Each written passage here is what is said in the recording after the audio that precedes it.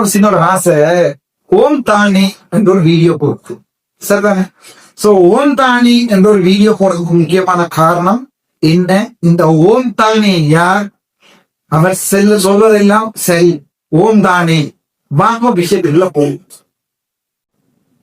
வணக்கம், டாக்டர் ராம்பாந்த் லட்சணா. இன்றைக்கு 2025ஆம் ஆண்டு செப்டம்பர் மாதம் 20ஆம் தேதி.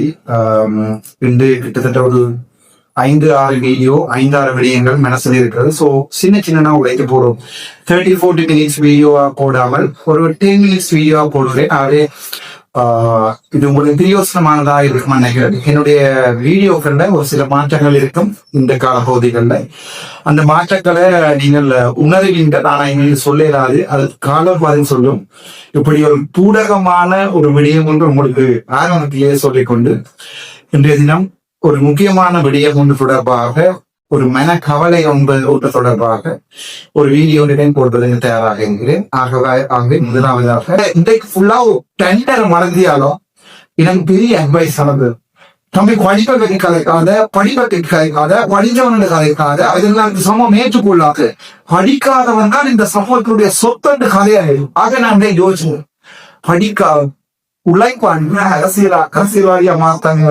ஆகவே மூளையில மடிவுகள் இருக்குன்னு சொல்லி, அதுலதான் நம்முடைய ஞாபக சக்தி இருக்குன்னு சொல்லி ஒரு படித்தவன் சொன்னா, அதை வச்சு வீடியோ போட்டு பெலாப்பலம் வச்சு உழைக்கிறதுக்கு சரி. ஆகவே மூளைக்கும் உங்களுடைய வாழ்விற்கும் சம்பந்தம் இல்லை என்பது ஒரு என்னுடைய மருத்துவ ரீதியாக கிணறு சொல்லியிருக்கிறேன். தம்பி இப்படியான கழுசடைகள் கழித்து போட்டு சொல்லியிருப்பான். ஏகாந்தா இந்த நச்சு பாம்புகள் விதைக்கின்ற ஒவ்வொரு வசனங்களையும் சில பாபர மக்கள் ஏற்றுக்கொள்வார். இவர் இப்படி இருப்பார், இவர் இப்படி இருப்பார். உதாரணத்துக்கு ஓம் தானி, அந்த ஓம் தானிக்கு ஒரு சின்ன ஜோக் பண்ணி சொல்லுவார்.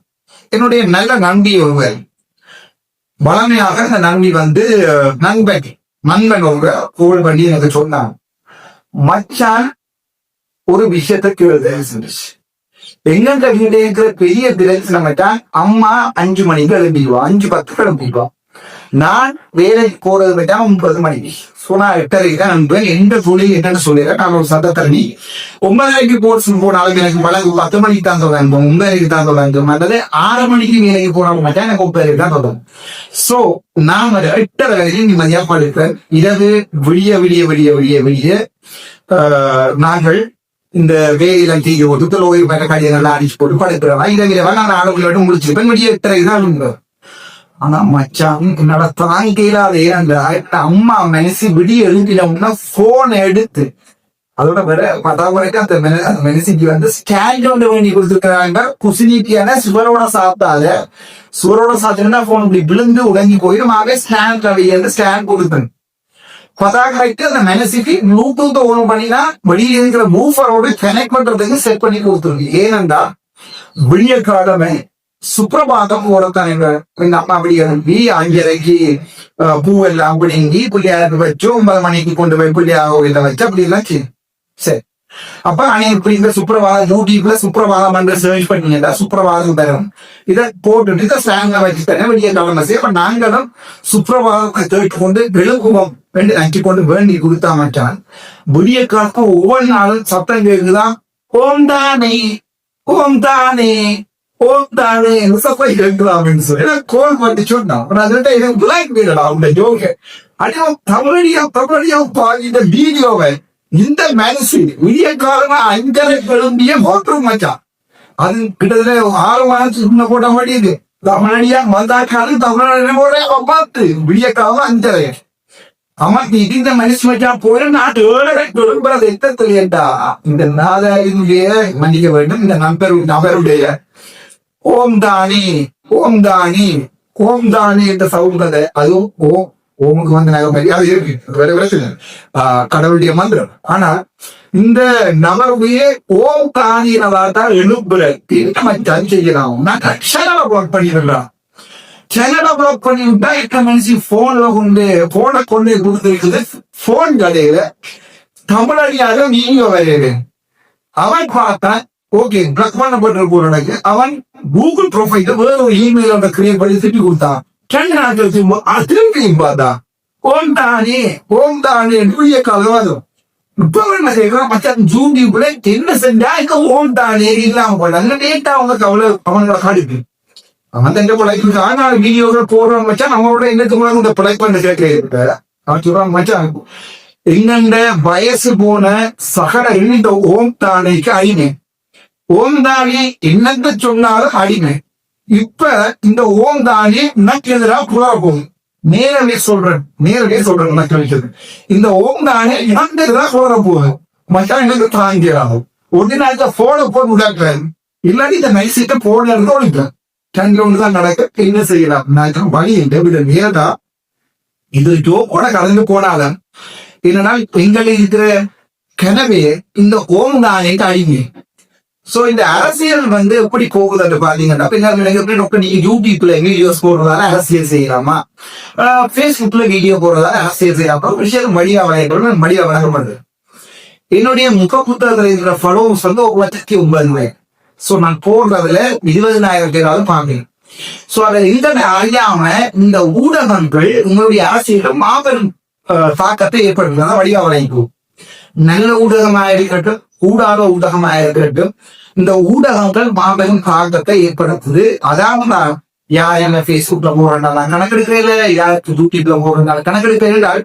இந்த வீடியோவும் கூட என்னுடைய கருத்தலிகள் கேட்கொண்டு என்னுடைய யூடியூப்பாளர் நான் ஒரு யூடியூபர் என்று பேர் வந்ததுக்காக நான் என்னுடைய சொந்த யூடியூப்ல போடாடி இன்னொரு வரைக்கும் நான் காசு செலுத்த வேண்டி இருக்கும். தம்பி இந்த கதைகளை போட்டு ஒரு யூடியூப்ல சோ தெளிவா சொல்லியிருக்காரு. when you control the media and you control everything. மீடியாவை நீ எப்ப கண்ட்ரோல் பண்ணுறாயோ அந்த இனத்தினுடைய அரசியலை நீ கண்ட்ரோல் பண்ண வழி சொல்றாங்க. எனக்கு இன்டர்நெட் தெரியாது. 2024 நவம்பர் மாதம் தெளிவாக வழங்க கொண்ட விஷயம் இந்த மீடியா எங்களுடைய கண்ட்ரோல் இருக்கும். சோ மற்ற மீடியாக்களும் முந்தைய நசந்த விக்ரம படுகொலை அது எனக்கு பாத்தீங்கன்னு சொன்னா உதய பேப்பரை எரிச்சல். இதுதான் அந்த காலத்துல அரசியல்வாதிகள் செய்த அரசியல் சேனல் தன்னோட நல்லா தலைவர்களை தூக்கி வைச்சிருக்கிறது. இதான் ஒரு பேப்பர்லயோ அல்லது மாஸ் மீடியாவிலையோ எழுதப்பட்டா ஆளுக்கு விடி. இந்த காலத்தில் உள்ள அரசியல் என்னன்னா இந்த மீடியாவை நாங்க கண்ட்ரோல் பண்ணினா எங்களுடைய கருத்துக்களை பொதுமக்களுக்கு கொண்டே சேர்க்கலாம். அதான் நாங்கள் இந்த மீடியாவை என்னைக்கு கண்ட்ரோல் பண்ண ஃபெயில் ஆகும் அன்னைக்கு எல்லாம் ஃபெயில் ஆகும். இப்ப நீங்க பாத்தீங்கன்னா தெரியும் கஜேந்திரகுமார் பொன்னம்பலத்தினுடைய முக புத்தகம் இயக்கப்படுகிறது அப்படின்னாங்க. கஜேந்திரகுமார் பொன்னம்பலம் எங்க போனாலும் படம் எடுத்து பேஸ்புக்ல நான் போடுறேன். சரிதானே? ஒரு காலத்துல மீடியா பேஸ்புக் இருந்து அச்சுமாராமன் ஒரு மருத்துவராயிருந்து நானே மீடியாக்களை போகணும். 2024 ஜூனுக்கு முன்னாம் என்னுடைய பேஸ்புக்ல இருந்தது 5,000 மேக்சிமம் 5,000 பேஜாக மாத்தங்கள் 5,000 பேர். இப்போ 1,80,000 ஃபாலோவர்ஸ் இருக்கிறது. என்னோட 38,000 ஃபாலோவர்ஸ் என்னுடைய டியூட்டி பண்றது என்னுடைய பலம். இந்த மீடியா மார்க்கெட்டிங் என்றது தெரியாம இந்த அரசியலில் இந்த வியாபாரம் கூட எதையுமே செய்யலாம். உதாரணமாக அன்னைக்கு ஒரு வீடியோ ஒன்று வந்தது பிரச்சனையாகி நான் 2 வீடியோக்கள் போட்டுட்டு அதை கழிச்சு விட்ட ஒரு வீடியோ. வடக்கு மாகாணத்துல இருக்கிற இந்த ரீசார்ஜ் என்கிற ஒரு வியாபார தளம் உங்களை பொறுத்த வரைக்கும் தொழில் வளங்களுடைய ஒன்றற்குள்ளுடைய தளம். அங்க ஒரு விஷயத்தை நான் இப்பதான் லேட்டாக குறைத்து கொண்டேன். அந்த மிக்சர் பையத்தை கொண்டு போனவரும் அந்த பிள்ளைகளும் ஏற்கனவே திட்டமிடப்படும் தான் அனுப்பப்பட்டிருக்கிறார்கள். அது விளங்காம நாங்க இவ்வளவு நாள் எப்படி எல்லாம் அடிபட்டுட்ட மாதிரி யோசிச்சுறாங்க. இதுதான் இந்த மீடியாவால வார எஃபெக்ட். ஒரு சமூகத்துல ஒரு சமூக வலைத்தளங்கள் கொடுக்குற எஃபெக்ட்ன்றது பயங்கரமான மோசமானதா இருக்கு. அந்த மிக்சர் பாக்கெட்டில் போய் அதை தூக்கி போடு தம்பி என்றதும் போய் அதுக்கு எதிராக போட்ட வீடியோக்களும் போய் அதை நம்பி நாங்கள் கருத்து தெரிவிக்க போய் இப்போது அது தன்னுடைய மார்க்கெட்டிங் முடிச்சு இப்போது வீடியோ போடுங்கிற இங்க டோஃபி 1 ரூபா, இங்க சோடா போட்டு 100 ரூபா, புலம்பெயர் மக்களே இங்க வந்து சோடா புத்தலை வாங்கினோட வீடியோ போச்சு. இங்க கடைசியா பார்த்துட்டு நான் வீடியோ இங்க போட வேண்டும். இப்ப விளங்கி இருக்கோம் எந்த பெரிய ஒரு மார்க்கெட்டிங் பிளான்ல ஒரு ஆளு மண்டார்ல ரங்கி அவருடைய பிள்ளைகளை கொண்டு வச்சு வீடியோ போட்டு இட்ஸ் மீடியா மாஃபியா அதுங்கிறது விளைக்கும். சோ எனக்கு கூட அதை விளங்கி பொதுமக்களுக்கு நாங்கள் கருத்து சொல்வோம் வடிவ பாத்தீங்கன்னா நான் ஒரு கருத்தோட்ட சொல்றேன். அதுல படிக்காதவன் என்ற வேட்டை வச்சுக்கொண்டு இன்னொரு 10,000 பேர் வீடியோ கொண்டு வரலாம். அதை வச்சு படிக்காதவன் நான் சொல்லி போட்டேன்ங்கிறதுக்காக நீ படிச்ச அடைய நான் படிக்கவே இல்லையடா. இப்ப உங்களை நான் போராளி இருக்கு. போராளி என்று சொல்வது அந்த போராளி அல்ல, முகநூல் போராளிகள். படிக்கவே தேவையில்லை. முகநூல்ல நீங்க போராடுவதற்கு படிக்கின்ற எதுவுமே சமமாக வராது. காணுமா தம்பி? இதுதான் இந்த சமூகத்தை சுற்றி இருக்கிற ஒரு பெரிய பிரச்சனை. இந்த பிரச்சனையை நாங்க எப்படி அண்டர்ஸ்டாண்ட் பண்றோமோ அன்றைக்கு தான் எங்களுடைய சமூகம் முடியாது. இதானதான் இந்த யூடியூப் பண்றத நான் தளமாக ஆணித்தரமா பாதிக்கிறோம். இந்த பேஸ்புக்ன்றத தளமாக ஆணித்தரமா பாதிங்க. சரி, இப்ப நீங்க ஓகே நீங்கள் உங்களால் கதைக்கிறீர்கள், இதெல்லாம் கதைக்கிறீர்கள், நீங்கள் யூடியூப் வச்சிருக்கிறீர்களா? இது என்னுடைய கருத்துக்களை சமூகத்துக்கு திணிக்கிறது. அந்த சரியான கருத்துக்களை அனுப்புறதுக்கு ஒரு ஊடகம் வந்து வேணும். அதாவதுதான் இந்த யூடியூப், அதான் இந்த பேஸ்புக். ரெண்டுக்கு நான் இந்த அரசியல் அடி காப்போம், அன்றைக்கு ரெண்டுமே ஆஃப் ஆகும். அல்லது அரசியலின் விலகினால நல்ல விடயங்களை சமூகத்துல ஒரு செய்கிறது, மருத்துவம் சம்பந்தமான விடயங்கள், ஒரு சமூகத்துல நல்ல விடயங்கள் சொல்லமான விஷயங்கள் இந்த யூடியூப்பை நான் பாய்க்கும். ஆகவே இதுல தெளிவா வழங்கியிருக்கணும். இந்த மீடியாக்கள் எவ்வளவுக்கு மனசா புஷ் பண்ணும். உங்களுக்கு ஓம் தானில தொடங்கி இங்க நிக்கிற நினைந்தா இந்த ஓம் தானே இப்போது விலைக்கு வாங்க மாட்டேங்குது. தெளிவாக சொல்றது, இந்த ஓம் தானே இருக்குதானே, ஓம் தானியை விலைக்கு வாங்கியிருக்க இந்த ஓம் தானியால சரிவாசுவோம் எனக்கு எதிராக கருத்துக்களை போட முடியாது. அது படிவாங்க. ஓம் தானி எனக்கு அடிக்கிற சந்தர்ப்பத்துல ஓம் தானி இந்த ஃபாலோவர்ஸ் மாதிரியாவுடைய ஓகே ஓம் தானிஸ் இந்த பலவர்ஸ் பாதியாவுடைய அர்ச்சுனா என்பவன் யார் என்பதை விளங்கி கொண்ட மக்கள் என்னோட நிற்பார்கள். ஓம் தானியை கேட்பவர்கள், ஓம் தானே சொல்லுகிறவர்கள் என்னுடைய முகப்புத்தகத்துல வந்து ஓம் தானி என்றுவார்கள். நானும் ஓம் தானே என்று போட்டு அவர்களை பிளாக் பண்ணி போட்டேன். ஓகே, ஓம் தானே என்று போயிடும். ஆகவே இந்த ஓம் தானி என்பது வந்து இப்போது எங்களுக்கு பிரச்சனை. நீங்கள் அரசியல்வாதியா இருக்கிறீர்கள், ஏன் ஓம் தானேக்கு அடிக்கிறீங்க? ஓம் தானேக்கு அடிப்பதற்குரிய முக்கியமான காரணம் இந்த ஓம் தானே தமிழர்களுடைய மறுபடியும் ஒரு பிரச்சனையானாக மாற போறேன். எப்படி என்ன, முதல்ல இந்த ஓம் தானே வீடியோ போட்டவர் வந்து என்னுடைய வடிவா வழங்கியிருப்போம். சோ அப்ப மக்களுடைய எண்ணத்துல ஓம் தானேக்கு தெளிவாக தெரியும். சரியாக மக்களுடைய சங்கூதினால் காசு கூட வருது. ஓம் தானே சரி. ரெண்டாவது, அதற்கு பிறகு மக்களுடைய மனசுல நின்றது நான். சோ எனக்கு சார்பா போட்டா காசு கூட வியூஸ்கள் மருத்துவராகும் பாராளுமன்ற ஆகிய ராமநாத லட்சுமணனுடைய வேண்டுகளுக்கு அப்படிதான் தொடங்கி போட்டவராகியோ அப்ப இவருக்கு காசு அழுது கொண்டியா வருது. ஓம் தானே ஓம் தான். இப்ப இவன் யோசிக்கிறேன் விலைக்கு என்னடா அடுத்த மாகாண சபையில தெளிவான வீடியோ, அடுத்த மாகாண சபையில பாத்தீங்கன்னு சொன்னா எங்களுடைய வெளிநாட்டு மக்களுக்கு புலம்பெயர் மக்களுக்கு வாக்கிட வேண்டிய தேவை, வாக்கிட வேண்டிய சந்தர்ப்பம் வழங்கப்படும். சோ அப்ப எங்களோட ஓம் தானி என்ன செய்ய போறாரு சார், இவர் இவருடைய எம்பிவி கட்சிக்கு எதிராக சார்பாக வேலை செய்ய போறார். ஓம் தானி ஓம் தான். சோ அந்த சந்தர்ப்பத்துல ஓம் தானி எனக்கு எதிராக போடுறதுக்கு ஒன்றுமே இருக்காது. புலிகேசி என்று சொல்லிக் கொள்ளலாம், பைத்தியம் என்று சொல்லிக் கொள்ளலாம். இதே எவ்வளவோ ஆயிரம் சொன்ன பிறகு ஒரு மருத்துவருக்கு தெரியும் யார் பைத்தியம் யார் பைத்தியம். ஆகவே இதை பற்றி கவலைப்பட வேண்டியது எனக்கு இல்லை. இத்தனை ஆயிரம் போய் சொன்ன போது கூட உண்மையாவே வரலாற்று என்று பாத்தீங்கன்னா படிக்கிறவர்களை பைத்தியம் என்று சொல்ற சமூகம் தான் இந்த இதுல கிரேக்க காலத்துல இருந்து இருந்தது. ஓம் தானே ஓம் தான். ஆகவே இவருடைய செயல்பாடு வந்து புலம்பெயர் மக்களை எப்படியாவது என்பிபி பக்கம் கொண்டு சேர்க்க வேண்டும் என்கிற மிஷன் இதற்கு வழங்கப்பட்டிருக்கிறது. ஓம் தானே. சோ ஓம் தானிக்கு வேற ஆப்ஷனே இல்லை. எனக்கு எதிராக முகப்புத்தகங்கள்ல மட்டும் கருத்துக்களை தெரிவிப்பு. ஓம் தானே இரண்டாம் ஓம் தானே இப்ப வீடியோ போட்டா ஓம் தானேக்கு அவருடைய பிரச்சாரங்கள் அவருடைய டியூட்டி படுக்கும் பெருமான குறை.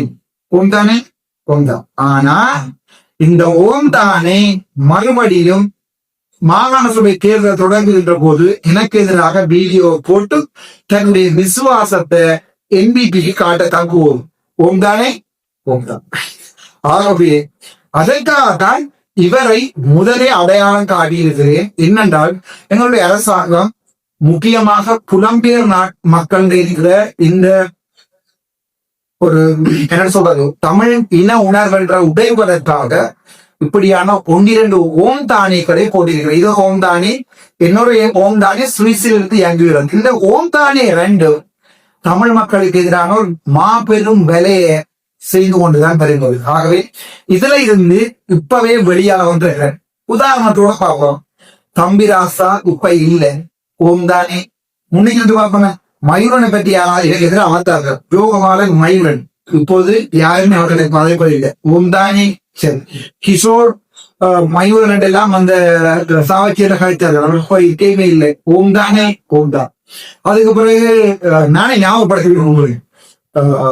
ஆஸ்திரேலியாவில இருந்து விக்கி என்றவர் எனக்கு எதிராக வீடியோக்களை போட்டார். இப்ப ஆள் எங்கேன்றே தெரியாது. ஓம் தானே ஓம் தான். அதுக்கு பிறகு பாத்தீங்கன்னா அங்க இன்னொரு அக்கா ஒரு அந்த அக்கா பாவம் ஏதோ ஒரு வகையில பிரெயின் வாஷ் பண்ணப்பட்டு எனக்கு எதிராக கருத்துக்களை நான் சொல்லி அவங்க இப்ப காணவே இல்லை. எந்த ஹாஸ்பிட்டல்ல இருக்கிறாவோ எனக்கு தெரியாது. நான் சொல்றது ஞாபகம் இருக்குதானே ஓம் தானே ஓம். அதுக்கு பிறகு நீங்க பாத்தீங்கன்னு சொன்னால் இங்க எங்களுடைய டிக்டாக் வன்னிமைந்த டிக்டாக் யாருமே மாத்திரையில ஓம் தானே. அதுக்கு பிறகு பாத்தீங்கன்னா சுரேஷ் இடைக்கொண்டு தமிழ் பாஸ் டிக்டாக் யாருமே இப்ப கணக்கெடுக்கிறீங்க ஓம் தானே. அதுக்கு பிறகு சுரேஷ் டிக்டாக் எனக்கு எதிராக எனக்கு எதிராக யாரும் கணக்கெடுக்கிறது ஓம் தானே. சரி, அதுக்கு பிறகு பாத்தீங்கன்னு சொன்னா இங்க உள்நாட்டுல இருந்து கொஞ்சம் கணக்கே எடுக்கையில அது இந்த வரைக்கும் யாருக்குமே தெரியாது. ஓம் தானே ஓம் தான். இதுவரைக்கும் ராமநாதன் அர்ச்சுனா என்று சொல்லுற இந்த ஒட்ட சொல்லுக்கு எதிராக நின்றவர்களை கடவுள் தங்குகிறார். கடவுள் தெளிவாக அடிக்க அனுப்பியிருக்கார். நமக்கு ரசபடியா போயிட்டு அந்த வருமான தேகாய் சதீஷ் ஓம் தானே. கண்ணாடி திலி ஓம் தானே. எனக்கு எதிராக நின்றவர்கள் நின்ற வரைக்கும் அப்படியே அவர்கள் காணாமல் போயிருந்தார்.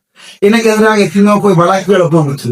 என்ன நடந்தது நான் சொல்றேன் உங்களுக்கு விளங்குது. ஓம் தானே. ஆகவே பிரபஞ்சம் என்ற ஒன்று இருக்கிறது. இந்த பிரபஞ்சத்தினுடைய சக்தி ஒன்று இருக்கிறது. நான் நம்புறேன். கடவுள்கள் நம்பிக்கை எனக்கு சாதுவா குறைவென்றாலும் இந்த பிரபஞ்சம் நீ நல்லது நினைச்சா உனக்கு நல்லது நடக்கும் என்கிற ஒரு விடயம் ஒன்றை நான் எப்பவுமே தெளிவாக விளங்கி போவேன். ஆகவே என்ன பொறுத்த வரைக்கும் இந்த விடயங்கள்ல எனக்கு எந்த கவலையும் இல்லை. இவை பிரபஞ்சங்கள் பார்த்துக் கொள்ளும். இந்த தமிழடியான் என்கின்ற வீடியோக்களை இவர் ஏன் எனக்கு எதிராக இந்த வீடியோ போடாமல் இருக்கிறார் என்றால் அவருக்கு கிளியும் 13 கேள்விகள் கேட்கிறான். ஓமையா நானும் அதே அளவுக்கு தான் சப்போர்ட் பண்ணான். நானும் இன்றைக்கு சொல்றேன் வடக்குல அபிவிருத்தியை செய்வோம் என்று. இதுக்கு பதில் சொல்லும் போது கொஞ்சம் கேள்வி கேட்கணும். 12 பேருக்கும் வரையில ஓம் தானே. ஏனென்றா எல்லாரும் யோசிப்பீங்க எனக்கு அட்வைஸ் பண்றது தேவிக்க ஓம் தானேய நீங்க டாக்டர் பொதுமக்களுக்கு உதிச்சு வழியால காட்டுறீங்க. கணக்கெடுக்காம விடுக்கும் அப்படியே கோயில் மாதிரி. நானே அதை இப்பவே சொல்றேன். இதுக்கு அவங்க நச்சுப்பாங்க. நீங்க நினைக்கிற மாதிரி இல்ல. ஒரு 4 மாதங்கள் முடிய எந்த கூட்டணி எந்த சந்திரசேகர கூட்டணி மீண்டும் போரை ஆரம்பித்து 2004ஆம் ஆண்டு பேரணி நடத்தினார்களோ அதே போர் பேரணிக்கு இந்த ஓம் தானே வேலை செய்யும். தன்னுடைய வருமானத்திற்காகவும் இந்த ஓம் தானே வேலை செய்யும்.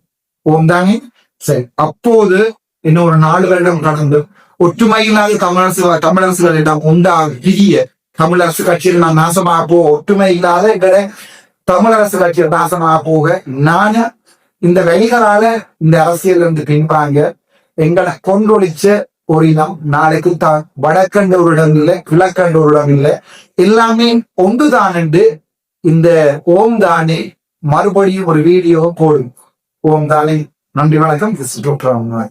டாக்டர் ராமராஜ்.